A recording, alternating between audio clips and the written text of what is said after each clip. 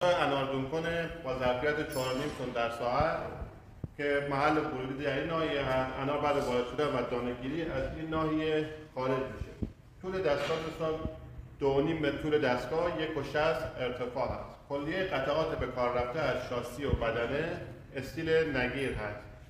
بعد از اینکه دونه‌گیری انجام شد، دونه انار باید این دستگاه آبگیری میشه و بعد آبگیری انار توی دستگاه انجام میشه. این دستگاه اناردون کن، دستگاه آبگیری از این محل خارج میشه و از این محل کتاله انار به سمت ماشین بارگیری میشه. بیایید داخل قطعات این دستگاه رو ببینید. قسمت خروجی دستگاه، پوست انار از این ناحیه خارج میشه. ببینید کلیه قطعات شاسی، توری که به کار رفته، پاروهای داخلی همگی استیل نگیر هستن و هیچ گونه آلیاژ آهنی وجود نداره.